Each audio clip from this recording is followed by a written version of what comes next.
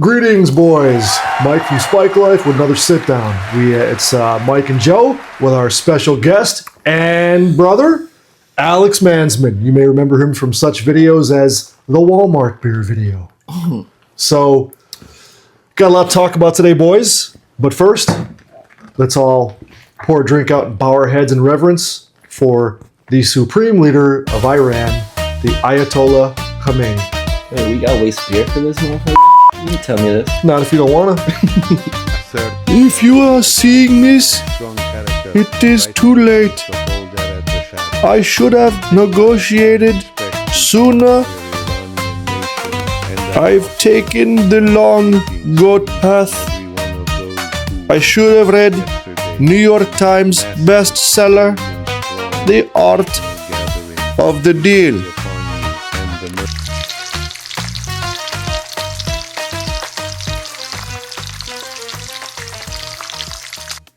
I thought that was a suitable tribute, did you? Yep. Quite. So, what are we talking about today, boys? Well, why don't we dive in first to some Interfaith Alliance news? The Interfaith Alliance. I mean, where do I start with Interfaith Alliance? Fuck, I fucked that up. All right. Well, why don't we start with some Interfaith Alliance news? The Interfaith Alliance. So we've got the Reverend Paul Rauschenbusch. Quite the guy. Check out this clip.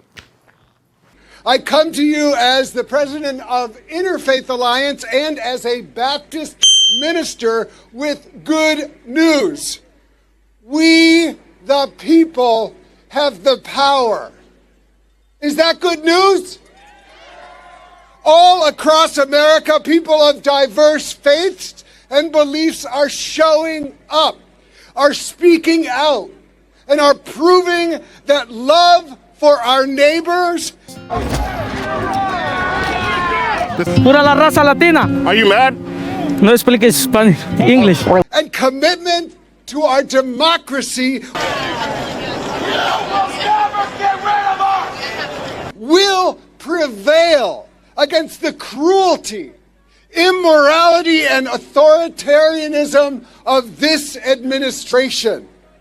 To support this exciting renewal this morning, I'm pleased to announce that on May 17th, 2026, that we're inviting Americans from all across the country to come together on our national mall to pray, to give thanks, and we are going to do something that everyone said, like, that's tough.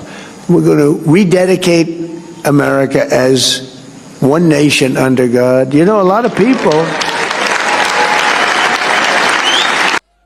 Let me speak plainly as an American and as a Baptist minister. The Trump administration is the most hostile to religious freedom in generations. Jerusalem is today and must remain a place where Jews pray at the Western Wall, where Christians walk the stations of the cross, and where Muslims worship at Al-Aqsa Mosque. However, through all of these years, presidents representing the United States have declined to officially recognize Jerusalem as Israel's capital. In fact, we have declined to acknowledge any Israeli capital at all. But today we finally acknowledge the obvious, that Jerusalem is Israel's capital. This is nothing more or less than a recognition of reality. It is also the right thing to do. Interfaith Alliance and our partners are filing a lawsuit to defend real religious freedom in America. And just to be clear, I am a Baptist minister. I am also a gay man who is married, has two children, as well as a wonderful husband. Cousin Delroy's getting married to a man, which is crazy. So we got President and CEO of Interfaith Alliance, Paul Rauschenbusch. He'll also have you believe he's a Baptist minister. Among his list of accolades, including Associate Dean of Religious Life at Princeton, he was the executive editor of and global. I keep fucking this up. It's a lot of shit. It's all right. A lot of jump edits will be cool. Yeah. They're always cool. All right. Reverend Paul Rauschenbusch. Rauschenbusch. The smoking bush. I was, I for a second there, I thought about Raucherbein, the smoker leg. We had those. We had an uncle who had that shit once. That shit was like I bet his leg was like the consistency of like a bag of rice. All right. So the president and CEO of Interfaith Alliance, Paul Rauschenbusch, he'll also have you believe he's a Baptist minister. Anyway, among his list of accolades, including Associate Dean of Religious Life at Princeton, he was the executive editor of Global Spirituality and Religion for the Huffington Post, which explains a lot. Okay. He's also the great-grandson of Supreme Court Justice Louise Brandeis. So I got to be honest, I think this guy was a natural-born elitist just by his resume. He certainly seems planted, yeah. Oh, yeah. And trust me, check this picture out. Does he not bear a striking resemblance to fucking BoJack Horseman? I mean, the guy could fucking eat a carrot through a fence. Or in his case, a Hebrew national through an open pair of jeans. Apart from being apostate and breeding rebellion to the federal government, Paul likes long walks on the beach with his husband, Brad. I can't make this shit up. His last name is Gooch. No. It's too easy. That's that area between your nutsack and your butthole. Damn. On a serious note, the mission statement from their website about public schools, we'll post a picture right up here, but as a Christian, and we know you're not, he has a really big division between church and state. Look, I agree with the division of church and state, but almost unnaturally so. Yeah. Okay. This guy, he's really big on taking God's law out of schools, and we all see what happens when that happens. So when you take God's word out of schools, in their libraries, you have shit like what's that book called? Boys Aren't Blue.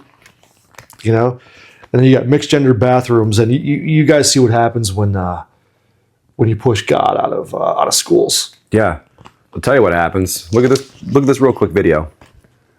A federal judge has ordered several Texas public school districts to remove posters of the Ten Commandments from classrooms by December. The judge said a new Texas law that required such posters violates the U.S. Constitution.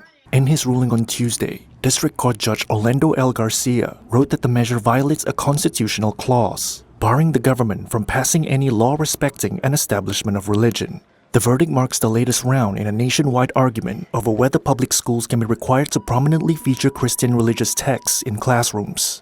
The fight has pitted parents and students against conservative groups trying to make expressions of faith more prominent in U.S. society.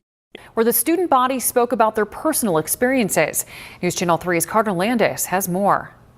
A walk from Southwest Middle and High School Academia Bilingüe to here at City Hall saw students demand an end to ICE violence.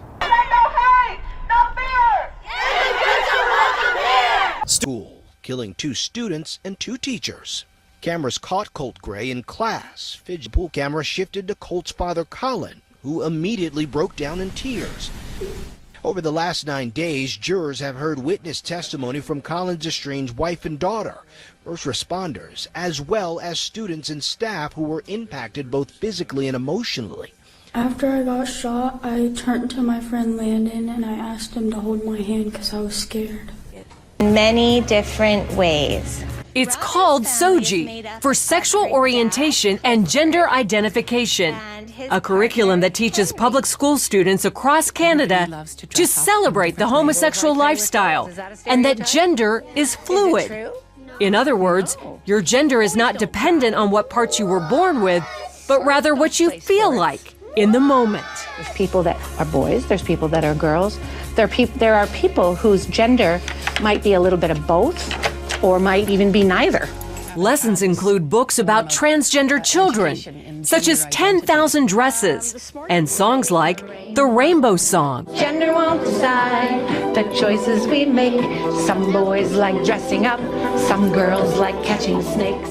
The SOGI curriculum started in British Columbia in 2016 and is quickly spreading throughout Canada. I just thought, who decided that this was okay to teach our children? Author and inspirational speaker Laura Lynn Tyler Thompson is a leading voice against the SOGI curriculum.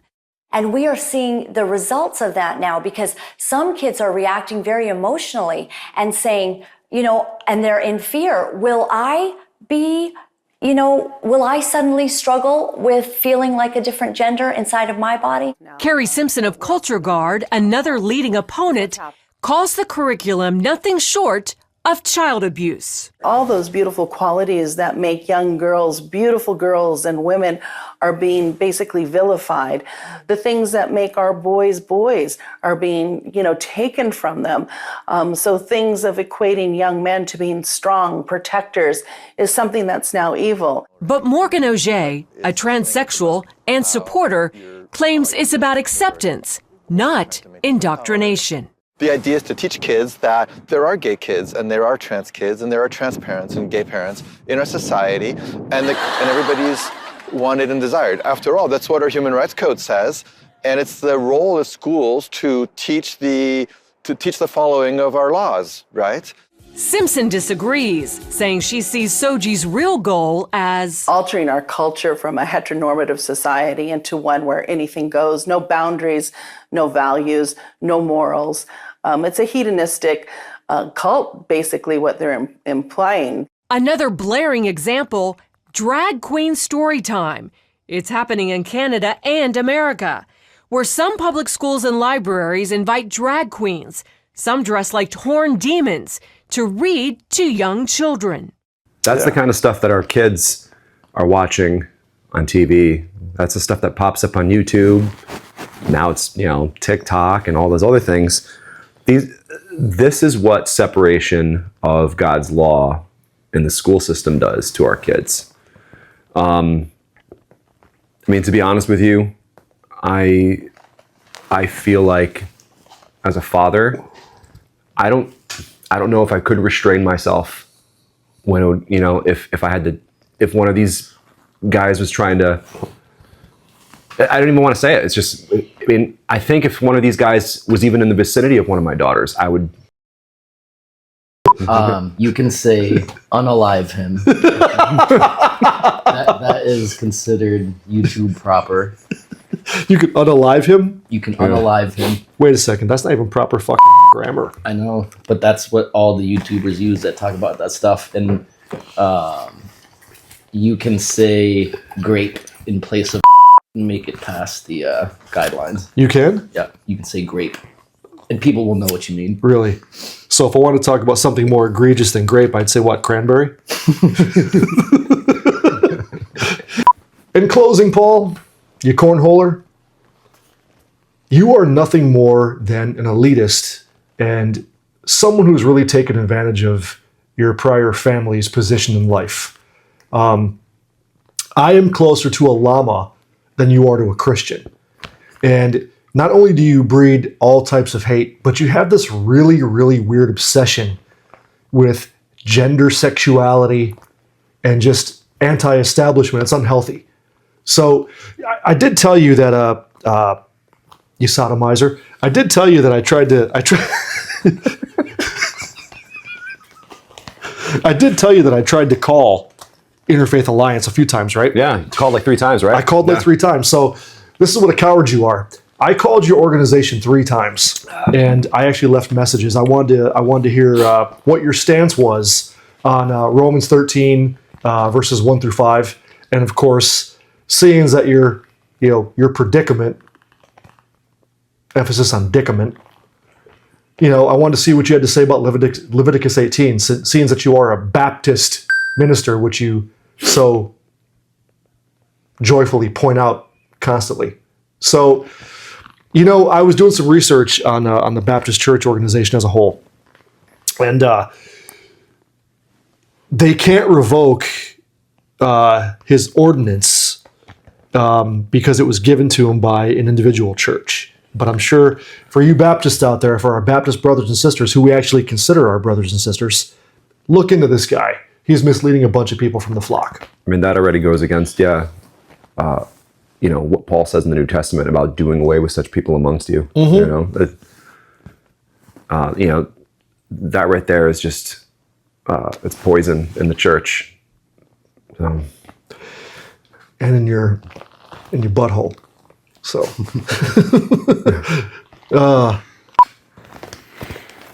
what about the State of the Union? You guys watch that one? I did. I thought it was, sorry, Al. I'm going to blow smoke in your face, man. I like it. I thought it was in my lifetime, and I'm a bit older than you guys, I thought it was the most patriotic State of the Union I've ever seen of any president. I mean, including Reagan. It was definitely my favorite speech of his by far. I likened it to his inauguration speech, his first inauguration speech. Yeah. It was great.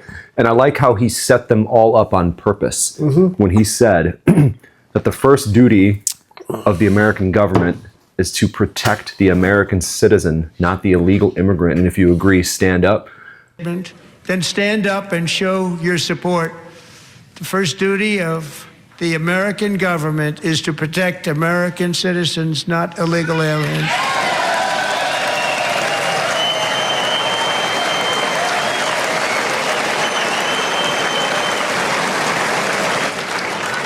Isn't that a shame? You should be ashamed of yourself not standing up.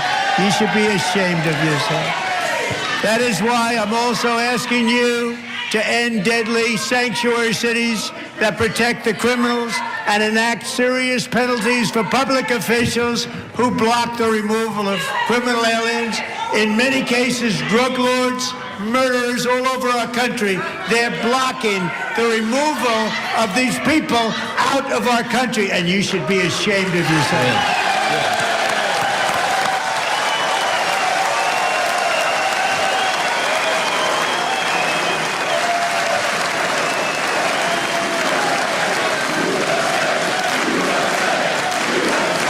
I like how all the cameras turned to the Democrats who would not stand up. How do you not get Genius. behind that as an American? Right. Like, put partisan bullshit aside. Put the fact that you're a bunch of God-hating,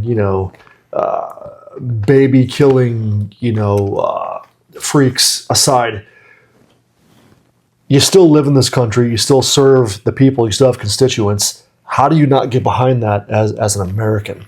Well, what was just really disgusting, man, is how, when he brought out the captain who flew the helicopter on the mission to Venezuela. Is that guy a great patriot or what? Yeah, that guy had his legs almost blown off, and when Trump was presenting him the Congressional Medal of Honor,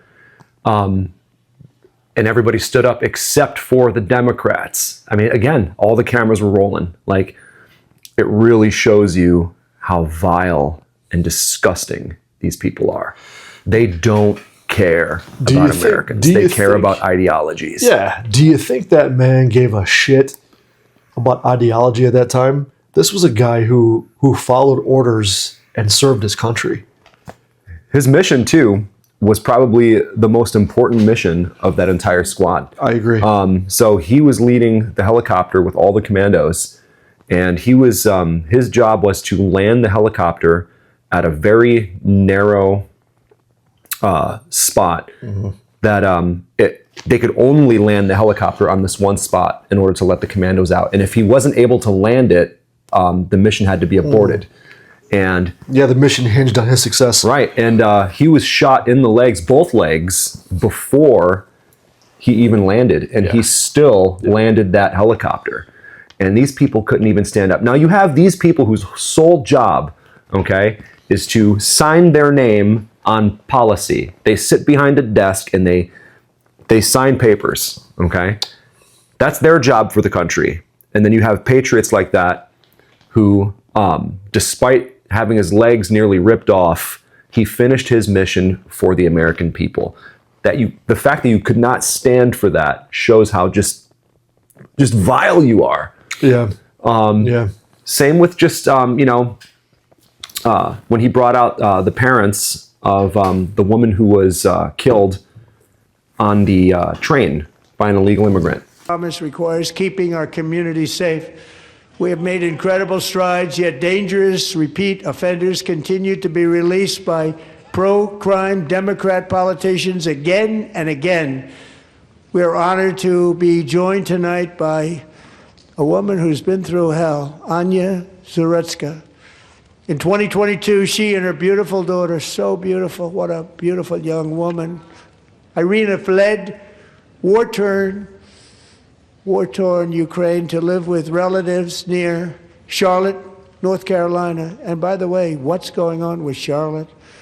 Last summer, 23-year-old Irina was riding home on the train when a deranged monster who had been arrested over a dozen times and was released through no cash bail stood up and viciously slashed a knife through her neck and body.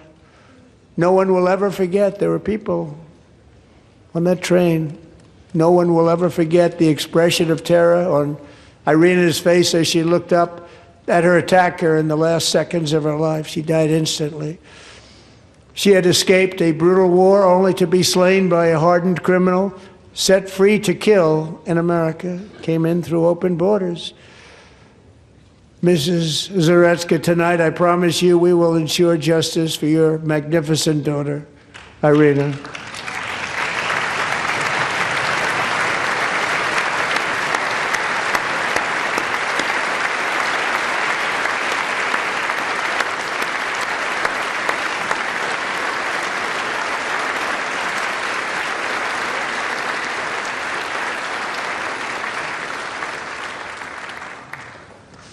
How do you not stand?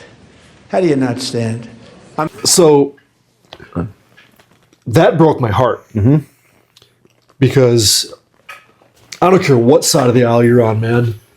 That lady, did you see that poor mother? I mean, that poor mother, dude. My wife and I, Felicia, were watching it, the State of the Union, and when they were, when he recognized her and she wept, I felt crushed. And then for you vipers to sit there and just to be so stiff and callous towards her anguish. You people are supposed to be the champions of the whole Ukraine development. You know what I mean? This lady she was a Ukrainian that sought asylum. She was a kid. She was 23, right? Yeah. On her way home from work, I'm sure you guys out there have seen the video, gets her throat slashed by a repeat scumbag offender who you people continuously let out. How do you reconcile that? How do you not apologize for that? Right. These people, they use things like the State of the Union for just their freak show. You've got people like Rashida Tlaib, who can sit there, an elected representative, and wear a ice pin bigger than her fucking lips, okay, for the whole country to watch. You've got people like, look at like Ilhan Omar, for example. She shouting the entire time. Here, roll this clip real quick. that protect the criminals and enact serious penalties for public officials who block the removal of criminal aliens. In many cases, drug lords, murderers all over our country, they're blocking the removal of these people out of our country, and you should be ashamed of yourself. Because that's exactly how she acted, like a toddler. Real fucking statesman-like. Seriously, right? I mean, you look like toilet paper with a turd on it. Like you've got the usual commentators who they got to put out the drama right afterwards, like Mike Obama here. It keeps me up at night. Trump's deportations are what keeps me up at night. Those fucking teeth keep me up at night. Okay, you should technically be qualified as a dangerous dog. Those teeth keep Barry sore, I can tell you. So Barry sore Toro. Yeah. So here's the thing. Think of that stupid fucking comment you just put out. Okay, it keeps me up at night. Let me ask you this. Did those cages that your husband kept kids in when he was president, I would argue you slept pretty fucking well.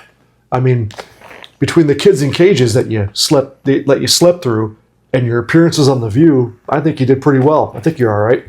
The cages made it easier to pick the next meal. Wow. Hashtag adrenochrome. Then of course you got this one here with here, put up this picture. This comment is laughable. 50% of Trump's speech were lies about his policy. 50% were lies, huh? Tim McBride? Yeah. Come on. Yeah. Bro, you're wearing a fucking wig. You got a 50% discount on them tits. Looking like Tina McBride. I don't even know who this fucking representative is. She looks like, like when your dog eats a balloon and then shits it out, and you're going to clean it up, and you see a little bit of that neon green balloon poking out. Yeah. It looks like a fucking Batman villain. Riddle me this. And you know what? You got to give it up to Democrats like John Fetterman, for example, who showed great statesmanship by standing up for all of those things that the president mentioned, and then also shaking the president's hand afterwards. And I don't even fucking like Fetterman. But you know what? Kudos to him, man. Mm-hmm. Put that shit aside and be a fucking man. So, all right, here's a good one that I enjoyed. This one here is, dude. Well, show this picture.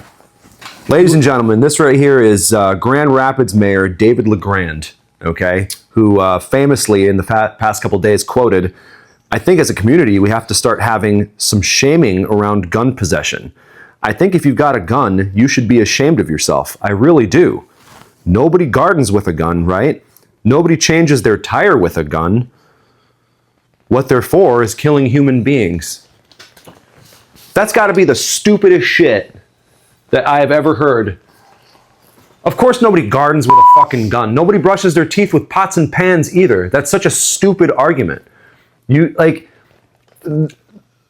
As an American citizen with the right to protect my family, that statement is just retarded, honestly. It is. It's mental retardation. These are people who have armed protection every day, and not only them, but their kids, their wives. Now, what makes their families more valuable than mine? Now, at 2:00 in the morning, when somebody's kicking down your door, you should be ashamed as a man if you can't protect your family. If your sole survival depends on making sure that the police get there on time, you are retarded, my man. You are retarded, and let me be frank here. So, at 3 a.m, with somebody unknown pounding at your fucking door, trying to get into your house, right? I don't care which side of the aisle you're on. Everybody is a proponent of the Second Amendment. Everybody. A gun is to level the playing field, If you think it's meant for something other than killing somebody, then you're a fucking idiot. Of course it's for that, but not in the context that you're talking about, right? So remember something. A gun is not supposed to make you comfortable. It's supposed to be comforting. And for those of you who don't know, if you are the mayor of any given city or any given town, I would argue that you're the biggest owner of guns because you're the head of fucking law enforcement, you fucking dildo. Think about that. You control law enforcement who all carry guns. You control them all. So save your fucking rhetoric. These are the same people that, they spend our taxpayer money sending guns to another country like Ukraine. And a side note, they actually replaced all the guns in that police department with gardening trowels. And dildos. The bumpiest of gourds were planted. Okay, you know what? Admittedly, this is a very, very hateful episode. And we decided that we were going to introduce a new segment. So I guess that's a really good segue into something new that we're going to call Hate Mail. I can't wait for this one. So music. Wait, we gonna be specific this time about who this hate mail is directed towards? Are we gonna make this at all specific? Yeah, I got a couple pictures I'll throw up on the screen. Okay. Okay. And feel free in the comments too to talk some shit too. This will be fun. So okay, our first one comes from Kimber Roberts. Thank you, Kimber Roberts. Block him, block his friends, block his family, block anyone who has anything to do with that piece of shit scumbag. Well, she obviously knows you. Well, I have a question for you, Pringle Lips. It's still funnier the second time. When your plastic surgeon did your lips, why the hell did he just do one and not the other? Okay, or did you go to the same surgeon as the same one who reduced your tits? Oh man, there's gonna be a lot of upset husbands.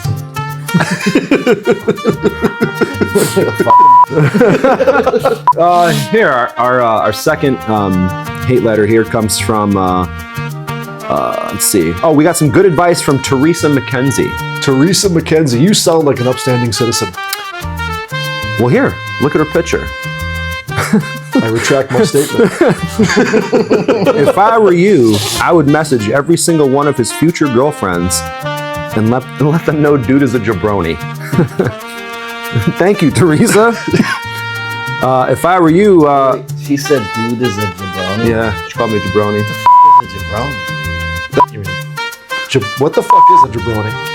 I don't know. Google, what's a jabroni? Even Google doesn't know.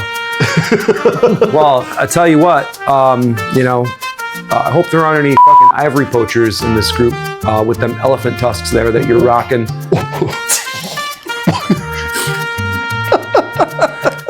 You guys notice there's a lot of lip and teeth stuff in this episode? You got teeth, man, like an old church organ. That's what happens when you outside the kingdom just gnashing your teeth all day. Look at them. Dude, get a zoom in on this shit. That's even worse than fucking Paul fucking Rauschenbusch from earlier. Look at them teeth. That looks like a picket fence during sundown. Oh, man. Oh, man. All right, here. This is the best one. I really enjoyed this one. This one comes from Rebecca Deal. Is that her real name? I ain't never met a Rebecca that ain't a bitch. Besides the one in the Old Testament. No disrespect to Jacob. Rebecca says, maybe his parents are in denial about how much of a heartless, egocentric, narcissistic person their son is, and scummy people need to mind their own business.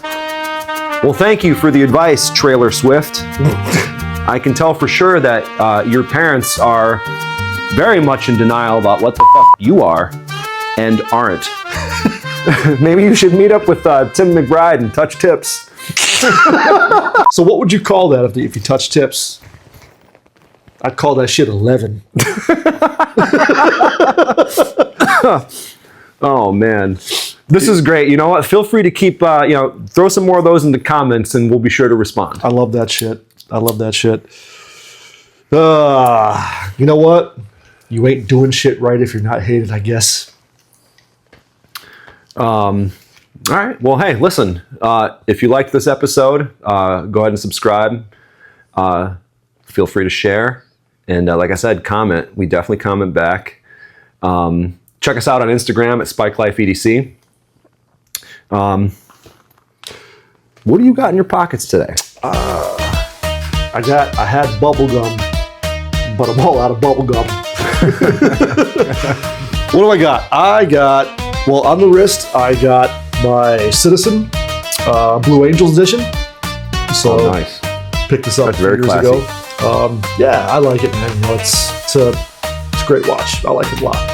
I have in my wallet. It's I'm carrying the Ridge matte black everything. So swapped it out for a Ridge today. Got that. Got my Pocket Zealot, which we are going to be releasing one of these in the future. So let me know if you want to see one, if you guys like to own one, because we're going to produce them and carry these just in case you got to run into a vampire or Democrat. Ellen DeGeneres. The knife. What do I got today for a knife? I got the first edition Big Idea Design I love that knife. Great knife. I like it. Although, Big Idea Design, you did piss me off because you got this knife and it was like less than a year later you released the upgraded second edition one, which tells me you weren't happy with this one. It was in production. You got everybody to buy it, right? So, but it's a good knife. Yeah, it's a great knife. I love that. So, good knife. What else? And pen-wise, I wasn't carrying my my Zebra today. Which shocker, right? I'm always carrying that. But today I've got the Fisher Space Pen Cap-O-Matic. So, yeah, that's all I got on me today. What you got on you today, Al? What you got, Al? Yeah.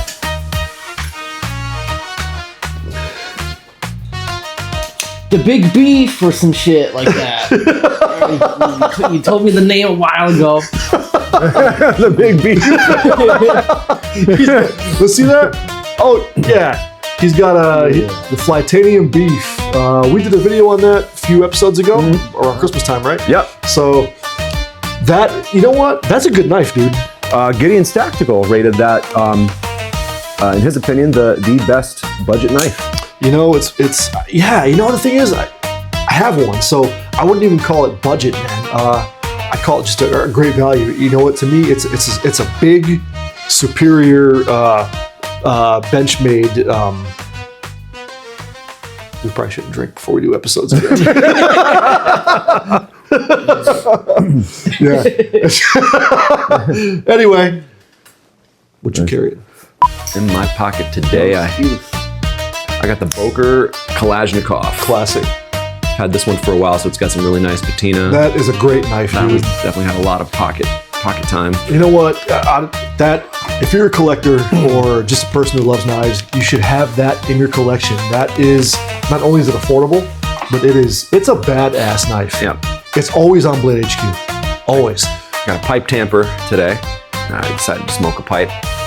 Not in the zit sense.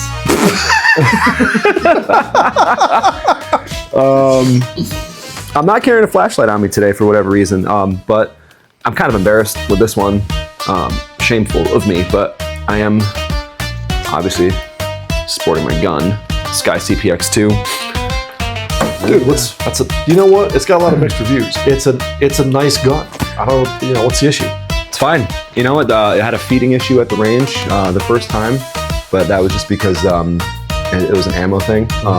Anything Federal goes through that just fine. Federal's a staple. Yeah, doesn't matter what grain. Yeah, Dave Hermance actually bought a Glock, and he was talking about how he called me up and was saying he was having an issue. I told him to switch to Federal. It's fine. Federal's awesome. Yeah. Well, I know this was a longer episode. Thanks for sticking around. Just keep in mind, that, you know, always work hard, play hard. What else? You know.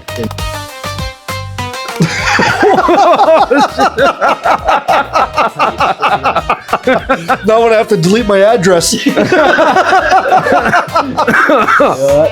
David Wood, Man, his whole family. You on the Ayatollah's list now. Hey, make sure to check out our other program, The Word and the Watchman. And I know we've been lagging, putting some episodes up. Hey, this ain't the fucking Rogan podcast. So the crew you see here is the crew who does it all when we have time, right? I don't have a fucking guy who can go, hey, research this bud or edit this bud. It's all us. So be fucking patient. It's a virtue. All right? But it's going to be really good. Promise. It'll be really good. We have one coming up about... We already taped it. Yeah, we have one coming up about Enoch. There's one in the pipeline we're going to be doing about the original OGs, the sons of Jacob. Yeah. We're going to be doing that one. So be sure to check that out. And hey, pleasure as always. Andale.